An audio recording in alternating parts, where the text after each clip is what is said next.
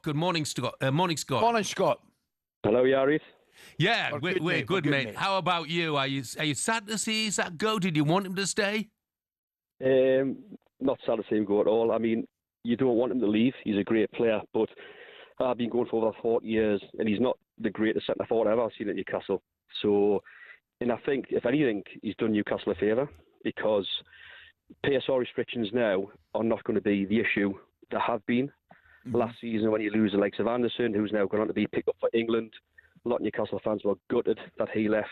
Same with Minter, who showed himself to be a real prospect.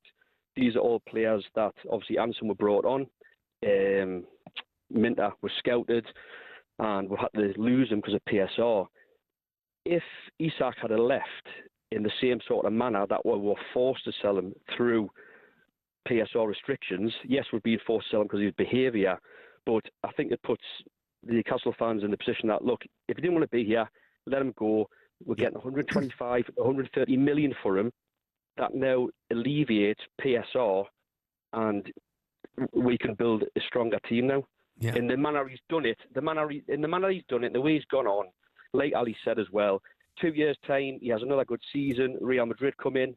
Is he going to do the same to Liverpool? Yeah. I mean, the Liverpool fans probably won't be as upset because most of their fans come from Surrey and Ireland. So, obviously, for Newcastle, we're a bit more invested in our team. And if the airport closed in Newcastle, the stadium would be full, unlike in Liverpool.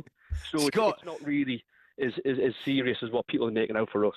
Scott, let me tell you, mate, right, I thought the deal had to get done. See, as soon as he came out with that, and as soon as he behaved the way he did, I genuinely didn't think there was any way back.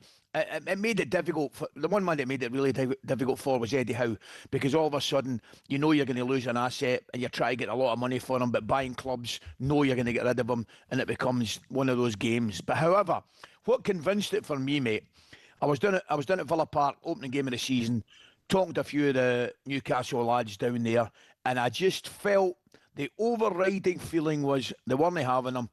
Get him out the door and let's get moving again. Well, what came out, and I'm convinced now I've seen it, now I watched it, and I said this to my wife, because we're season ticket goal as we go.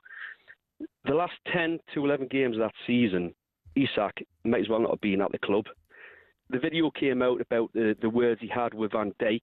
So we've won out for all this time, and we'll win a cup. People in the crowd crying, grown men breaking down. I'm crying. There's blokes who've never seen me win anything. And it turns out now he's having little words with the likes of Van Dijk on the pitch at the most vital moment we've ever, achieved something for like 70 years. You've got Bruno crying. You've got Tonali and Joe Linton, more or less in tears. And then so he didn't care about the club, and that's fair enough. We're fans. We love our club. And you've got to understand, a lot of players, it's a job for them, and that's fair enough. But there's ways of doing things. And like I said, I've been going... I mean, I do wonder, having watched Ekitike against Newcastle last week, I think maybe they've already signed a better striker, because Ekitike gave our defenders a much harder time for challenging for the ball, headers. He was far more physical. He's a good player. His movement was very good. So, Isak, he's a fantastic player.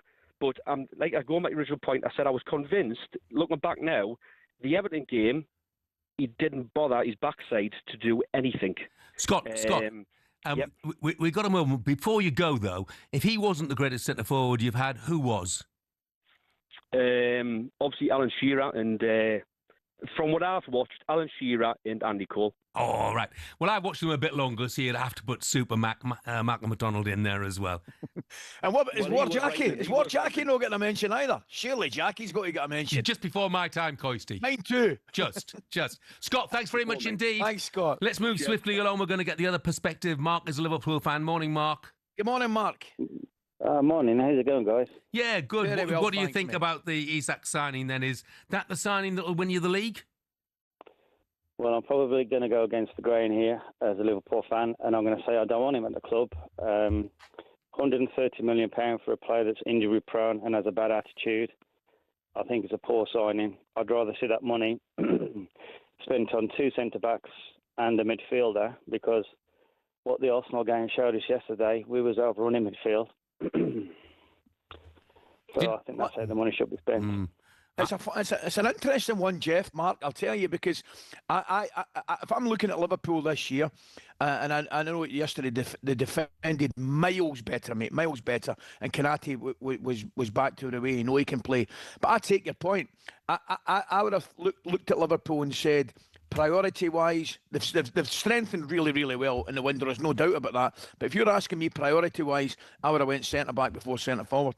Yeah, I agree. I don't agree with you about midfielders. I think you're overloaded with midfielders. McAllister and Gravenberch, Szoboszlai, Wirtz, Jones, Elliott. Mark, thank you very much. talkSPORT Breakfast, waking you up Monday to Friday morning from 6 a.m.